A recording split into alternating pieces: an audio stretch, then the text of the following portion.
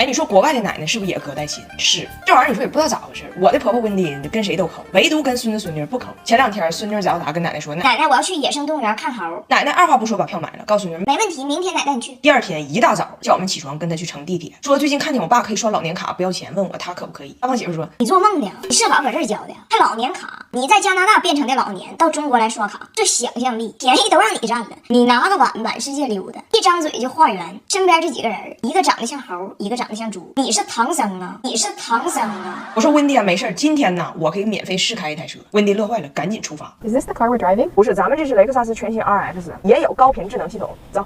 然后呢，我们全家就开到了北京野生动物园。到了动物园门口呢，就有人卖那个投喂的胡萝卜。温迪一问，20块钱一小袋，让我开车掉头就走。我们从荒郊野岭几乎开回了市区，找着一小超市，买了4斤萝卜，花了8块钱，省了12。但因为胡萝卜太埋汰了，他用我矿泉水冲，又花了18。反正最后我们就抱着海量的批发胡萝卜就进去了。按说这开车也费钱，但这台插电混动，平时就用电，出远门也不愁续航。2X 和 RZ 都有官方高保值政策，一点不花冤枉钱。很快我们就看到了老虎。这动物园吧也有意思，就是人不可以下车，但你可以随便开窗户探头。其实呢，是因为老虎这种肉食动物，它周围都有电网，它根本过不来。但是电网这个事儿呢，老虎知道，温迪不知道。温迪把大脑子探出去 ，Hello Tiger， 老虎瞅瞅他，压根没搭理。温迪就问这是什么虎啊，居然对我毫无兴趣。我一读旁边的牌子，我说啊，这是东北虎。老达说奶奶，这不就解释了吗？人家是东北虎，你的肉不穿成串，撒点辣椒面烤了，人家都不稀得吃。你的肉属于刺身，人东北虎喜欢大串儿，大串儿。奶奶说，那我的胡萝卜呢？东北虎会不会吃？老达说不呛，你没给人带鸡蛋酱，鸡蛋酱。我们呢就继续前行，温迪呢就疯狂规划这个投放胡萝卜的进程，不往出多放，非常谨慎。到了鹿区，鹿是最想吃它这胡萝卜的，那脑袋都伸到车里是舔的，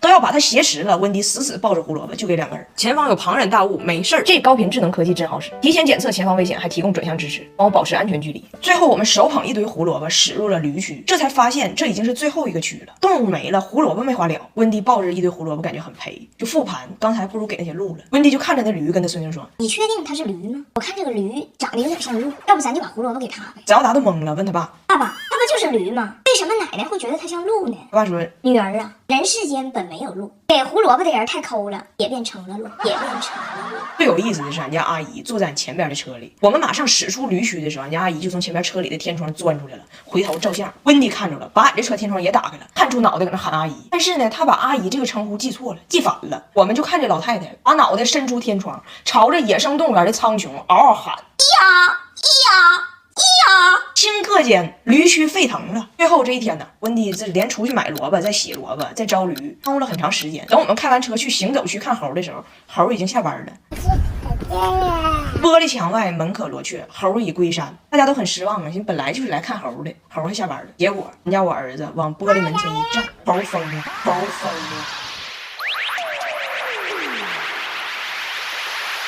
大胖媳妇儿带着她加拿大的老母亲去体验了一下北京老胡同，结果被后海区人力车夫拉进了永久黑名单。到了后海，温迪见到了人力车，没见过呀，嗨起来了，要乘车。拉车师傅离远看，哎，一金发女郎远远走来，看着挺年轻的。温迪过去说：“我可以吗？”师傅是个老北京啊，上来吧您。温迪说：“那我可以带着我的儿子一起乘车吗？”师傅说：“行啊，上来吧。”温迪一回头，儿子过来，儿子就过来了。师傅大受震撼，这不行，这不成。温迪说：“你说的我可以带儿子，哎，儿子上来，儿子上来。”然后后海之行就开始了。师傅蹬了不到20分钟，蹬抽筋了，回头跟他娘俩说景基本就是这样，该看的都看了。大胖姐说：“这个海我光看后边了，还没看前边呢。”师傅说：“这个海只有后边，没有前边。”温迪说：“为什么？”师傅说：“因为它叫后海，它叫后海。”温迪说：“那时间上还差12分钟呢。你告诉我，为什么在这个后海观光可以差时间？”师傅说：“因为后海也叫什刹海，也叫什刹海。”然后师傅就开始解释说：“我吧不是说不拉您，我是拉着你们娘俩，我蹬不起来，您知道吗？我这5点钟交车，我就是现在折返我都来不及了。我这不交车，人给我罚款。”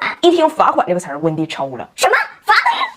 我说温迪啊，温迪，冷静，呼吸，罚他，不罚你。大胖姐说：“你还不了解他们，他就听了罚钱这个词儿，一听着钱从兜里掏出来，哎，这个动词他就要嘎，重度焦虑。他不管是谁的兜，这么说吧，就是国民消费总值每1块钱的涨幅，都是从我妈命上压过去的。那英国女王在世的时候，明明有马，又买了一匹新马，跟女王3月没说话，3月没说话。然后温迪就说：“师傅，赶紧5点之前杀回起点，我可以下车，你别被罚钱，赶紧回去。”师傅就说：“真不是我不拉您，主要是您说您有一儿子，我心说也成，谁成想，嚯，太大了，您这儿子太胖了，您儿子，您让他下来，我管他叫爸爸。”大胖媳妇在后边，我呀，温蒂冲他儿子都不是你的错，你太沉，让人家罚款。去，你拉师傅走。于是大胖媳妇儿和拉车师傅对调，把他的母亲和拉车的师傅拉回了原点。是谁教你这样？Hello， 你好。Hello， 你好。劳驾，您呢？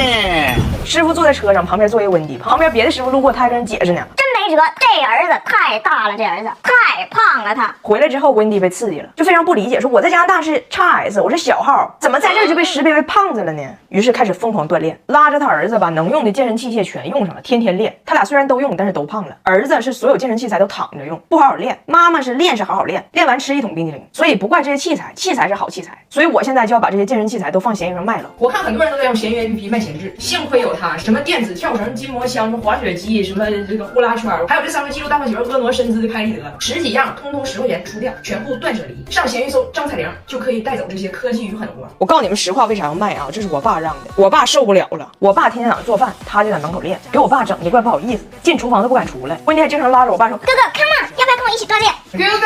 Come here, join me. 爸呀，爸呀，爸呀！我爸说不搞这个，不搞这个。不搞这个，不玩这个，不玩这个。哎，你说有个事儿，你们说意不意外？就这次我大胖媳妇和孩子回来，我婆婆居然给我的父母备了一份厚礼。了解我的朋友都知道我婆婆的性格，就人儿不错，但是特别抠。就曾经我的婆婆啊，就因为喜欢参加婚礼，喜欢搂席，但是不喜欢送礼，觉得太贵。赶上有一次圣诞节商场土司机打半价，我婆婆直接买了半打，就土司机烤面包片那种的，合人民币150块钱，我婆婆买了半打，全在仓库放着。之后那10年特别热衷于参加婚礼，好送出他这个廉价土司机。哎妈，那土司机才有劲呢。那面包片如果要是薄点的话，好，头5秒还是烤吐司，到第6秒就是烧冥币啊，直接就冒烟了，就灰飞烟灭了。就都说就是婚姻是爱情的坟墓，我婆婆上坟的时候还给人烧纸。加拿大本来结婚率就低，就那几年没人敢结婚都。但这次他们回来，我婆婆说我准备了一个礼物，就托你家这个大胖信哥给你父母带回去。跟我视频说，我听说了，你们中国是这个礼仪之邦，讲究这个礼尚往来。这次我儿子去呢，我也带点东西，就是聊表心意吧。但是呢，不想给你的父母造成什么压力。我一听，哎呦我的妈呀，这得是多大礼呀！给我父母造成压力，他该不会是给我妈运回来一辆车吧？然后我婆婆就掏出了她的礼物，一个加拿大印第安土著吉祥物，这么大点儿，脑袋大脖子粗，一看还 made in 义乌，$12还因为有瑕疵打了7折，合人民币不到50块钱。我婆婆还给我解释呢，就在印第安文化中，这个东西可以驱逐噩梦。怎么样，你的妈妈会做噩梦吗？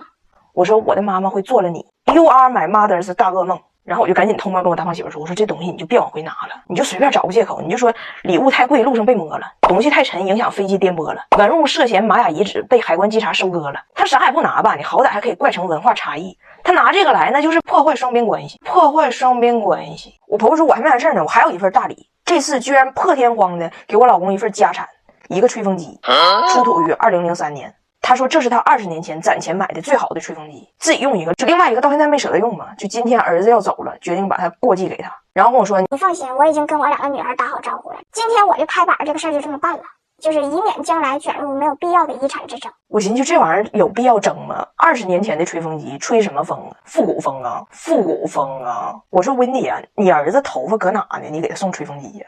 就巧妇难为无毛之炊呀。然后我才知道，我的婆婆温蒂以前是个 Tony， 以前是温哥华美容美发界小鼻祖。她说她为什么这么在意呢？她说你们亚洲人就是太幸运了，你们不懂，他们的头发太软太细了，而且他们很多头发还少，像我公公我老公这种的，你给他们吹头发那属于高技术工种，你得在一片地中海中央硬吹出来一片海市蜃楼。你劲儿小吧，这海市蜃楼你吹不出来，你劲儿使大了，剩25根你就给吹掉了，吹毛求疵的整的。